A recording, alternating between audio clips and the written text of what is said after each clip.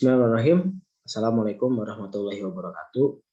Rekan-rekan mahasiswa yang saya banggakan, alhamdulillah pada pertemuan hari ini kita bisa bertemu lagi dalam mata kuliah sejarah politik, di mana pada pertemuan sebelumnya kita sudah membahas tentang definisi dari sejarah, definisi dari politik, kemudian ruang lingkup serta kajian yang akan dibahas dalam sejarah politik. Nah, untuk pertemuan hari ini yang akan saya bahas dalam mata kuliah sejarah politik di sini adalah tentang hakikat atau juga salah satu konsep yang terdapat dalam kajian sejarah politik, yaitu tentang kekuasaan. Di mana dalam sejarah politik itu tidak akan pernah lepas dari yang namanya kekuasaan.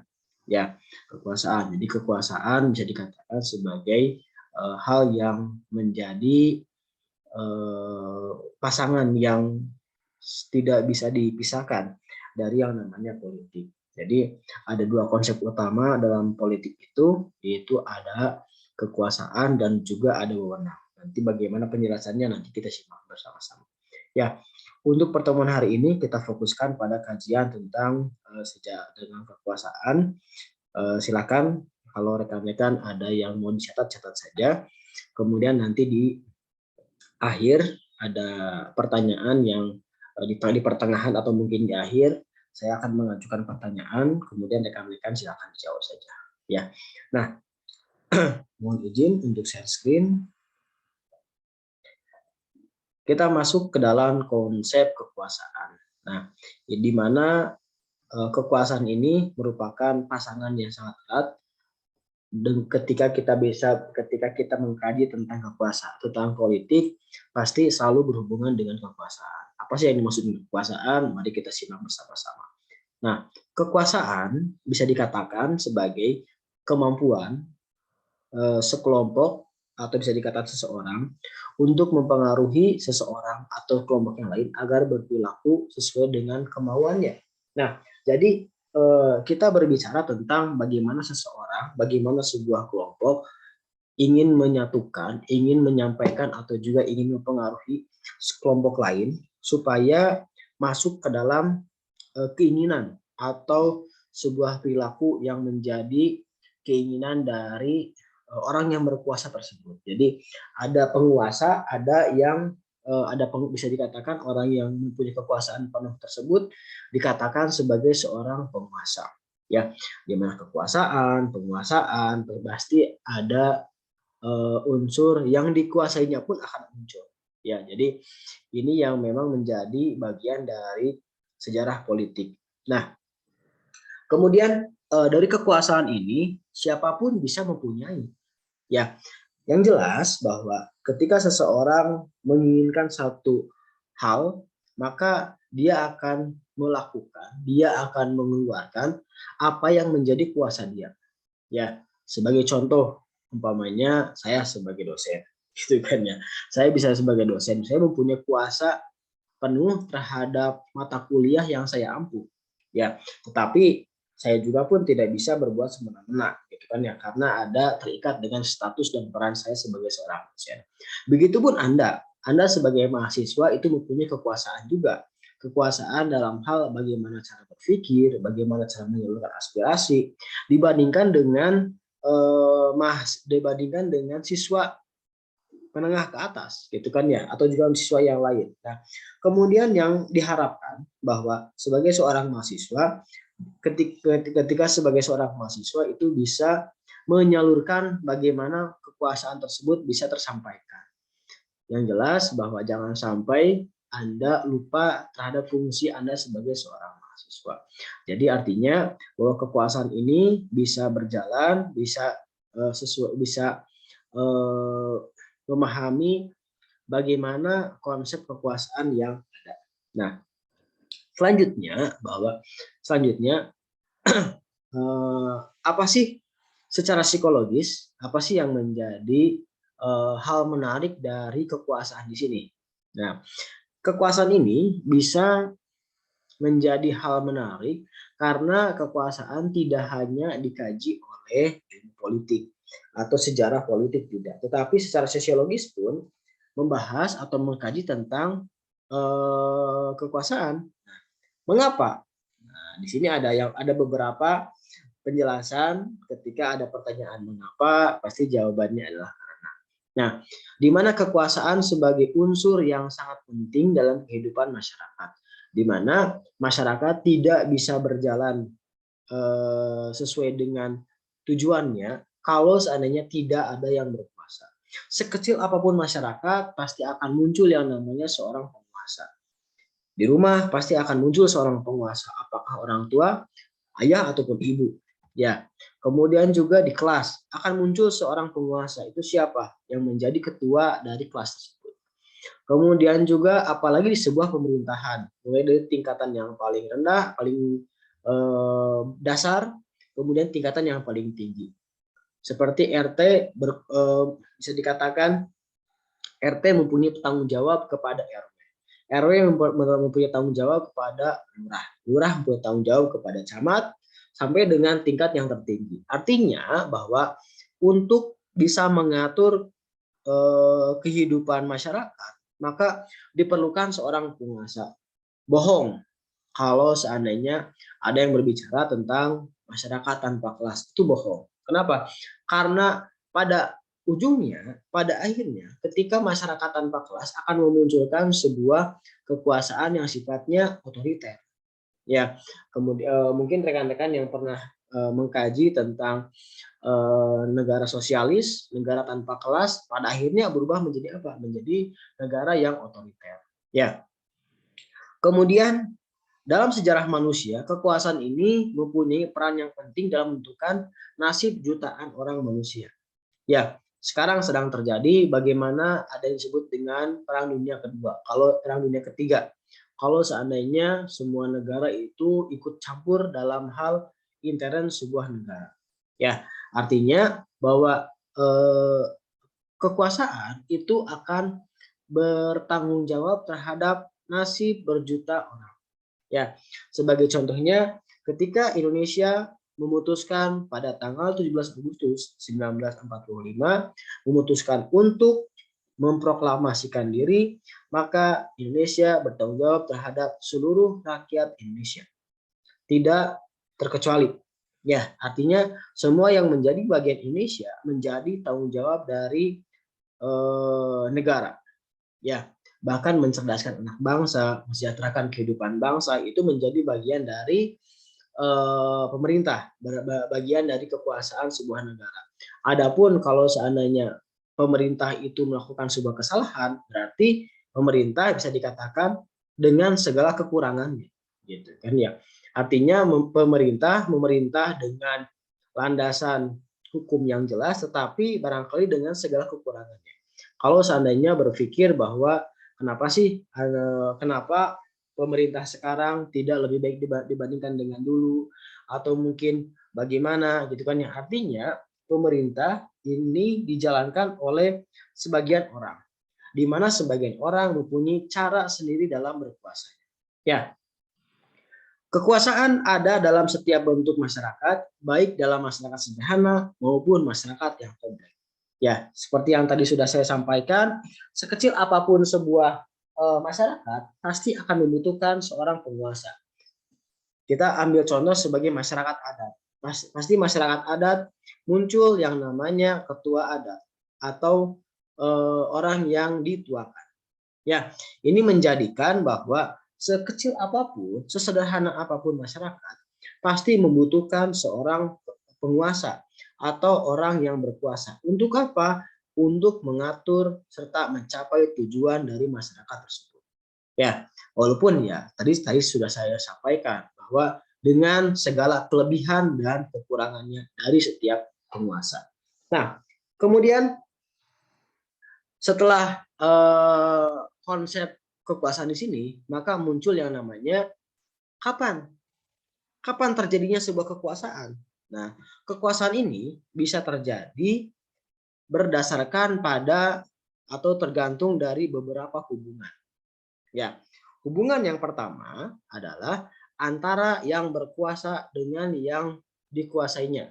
Dengan kata lain, antara pihak yang memiliki kemampuan untuk melancarkan pengaruh dan pihak yang lain menerima pengaruh itu dengan rela atau dengan paksaan. Nah, ini yang harus jadi poin penting kita, bahwa bagaimana seorang penguasa bisa memperoleh kekuasaannya atau bahkan bisa mempengaruhi masyarakatnya dengan cara apa? Dengan cara rela atau dengan cara terpaksa. Ya, bisa dikatakan suka tidak suka terhadap pemerintah hari ini, bisa dikatakan ya Anda mau tidak mau harus mengikuti yang menjadi bagian dari konsep pemerintahan. Ya, contohnya ketika Anda membuat KTP, ketika Anda membuat kartu penduduk, ya Anda harus mengikuti prosedurnya. Itu yang disebut dengan birokrasi. Ya, bagaimana prosedur pelayanan terhadap publik untuk melaksanakan tujuan atau mendapatkan satu yang menjadi keinginan tersebut. Itu disebut dengan birokrasi. Ya, contohnya ketika Anda membuat KTP, kemudian pelayanan BPJS, kemudian juga SIM, pajak, kemudian surat tanah. Nah, itu menjadi bagian yang mau tidak mau atau suka tidak suka kita akan mengikuti prosedur tersebut. Karena apa? Karena mempunyai kekuasaan dalam hal mengatur. Ya. Kemudian orang yang memiliki kekuasaan. Nah, artinya bahwa seseorang bisa saja berubah, bisa saja menjadi seorang berkuasa ketika melihat atau berpandangan terhadap satu hal. Mungkin saja ketika bertemu dengan si A itu biasa saja. Tetapi ketika bertemu dengan B, mau tidak mau kita akan mengikuti apa yang menjadi keinginannya. Ya. Kemudian selanjutnya bahwa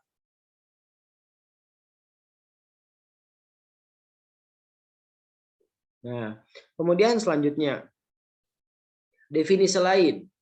Nah, menurut Max Weber, kekuasaan adalah kemampuan seseorang atau sekelompok orang untuk menyadarkan masyarakat akan kemauan-kemauannya sendiri dengan sekaligus menerapkan terhadap tindakan-tindakan perlawanan orang-orang atau golongan-golongan tertentu. Nah, ini yang memang sedikit berbeda dengan yang tadi ya. Dimana kalau yang tadi lebih kepada tujuan akhir atau lebih kepada tujuan utamanya itu untuk apa? Untuk bisa mempengaruhi orang lain. Tetapi menurut Max Weber, kekuasaan ini bisa dikatakan sebagai cara untuk menyadarkan kemampuan atau juga memutuskan kemauan-kemauan sendiri sekaligus menerapkan tindakan-tindakan perlawanan bagi golongan-golongan tertentu yang sering disebut dengan oposisi. Di mana setiap oposisi ini atau setiap penguasa maka muncul yang disebut dengan apa? Muncul yang disebut dengan orang yang berlawanan, orang yang berseberangan. Nah, itu yang memang menjadi bagian dari sebuah kelompok dari golongan-golongan tertentu. Ya. Nah, yang terakhir itu tentang sifat dan juga hakikat kekuasaan. Nah, akan muncul ketika sadar atau tidak sadar bahwa kekuasaan itu akan berada bisa dikatakan di lingkungan sekitar kita. Ya, baik secara langsung maupun tidak langsung, baik secara formal ataupun secara informal. Nah, maka muncul yang disebut dengan sifat kekuasaan. Akan ada dua sifat kekuasaan. Yang pertama adalah sifat simetris. Nah, sifat simetris di sini adalah di mana hubungan yang setara. Contoh, seperti Anda dengan sahabat Anda dengan teman Anda. Hubungan sehari-hari. Ketika Anda bergaul, Anda mengembangkan diri, maka muncul sifat simetris atau hal atau hubungan yang bersifat ambivalen, di mana pertentangan antara mereka yang sejajar kedudukannya. Ya, berarti konfliknya itu konflik yang sifatnya horizontal antara satu dengan satu yang lain yang mempunyai kedudukan atau juga mempunyai kedudukan serta posisi yang sama. Tidak ada yang bisa dikatakan lebih tinggi ataupun siapa yang lebih rendah, tidak. Tetapi mempunyai taraf atau juga kedudukan yang sama antara satu orang dengan orang yang lainnya. Sahabat Anda, teman Anda, kemudian juga hubungan di kelas itu bisa dikatakan sebagai hubungan yang simetris. Nah, kemudian yang kedua adalah hubungan asimetris, di mana hubungan asimetris bisa dikatakan sebagai pertentangan antara pihak yang tidak sejajar kedudukannya, di mana ada orang yang mempunyai kedudukan yang tinggi dibandingkan dengan Anda, atau mungkin Anda mempunyai kedudukan lebih tinggi dibandingkan dengan mereka. Seperti popularitas.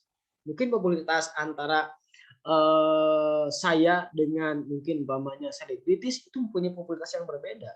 Berapa sih jumlah follower saya, baik itu Instagram ataupun mungkin di sosial media lainnya, tetapi Anda bandingkan dengan umpamanya followernya atau popularitas dari seorang Raffi Ahmad umpamanya. Itu akan berbeda jauh antara mungkin antara popularitas satu dengan popularitas yang lain itu akan berbeda. Antara Raffi Ahmad dengan Sule gitu kan ya. Atau juga antara Vladimir Putin dengan Zelensky, itu mungkin akan berbeda popularitasnya. Ya, kenapa popularitas Putin itu lebih tinggi dibandingkan Zelensky gitu kan ya? Ya, itu kepada hubungan asimetris di mana mulai dari pengalaman memimpin pemerintahan, pengalaman dalam menghadapi masalah, pengalaman dalam mengatur negara, itu pun akan mempengaruhi popularitas seseorang. Ya. Kemudian ada peniruan. Nah, di mana akan muncul sifat Anda akan mengikuti orang yang lebih populer, orang yang lebih tinggi, gitu kan ya. Sebagai contoh, mungkin Anda mempunyai idola di pemerintahan, umpamanya Presiden Soekarno. Anda akan meniru apakah cara bicaranya, cara berpakaiannya, aksesorisnya, kemudian juga pandangannya. Nah, bagaimana cara yang lebih mudah untuk meniru seorang tokoh-tokoh yang bisa dikatakan mempunyai pengaruh yang besar? Itu dengan cara membaca karya-karyanya. Ya. Kemudian yang kedua adalah mengikuti perintah. Mau tidak mau, ketika hubungan asimetris di sini berjalan, Anda akan mengikuti apa yang menjadi keinginannya, apa yang menjadi yang diperintahkannya atau yang apa yang menjadi harapan dia, gitu kan ya. Nah, kemudian tunduk pada pemimpin formal ataupun informal seperti pemerintah, kemudian juga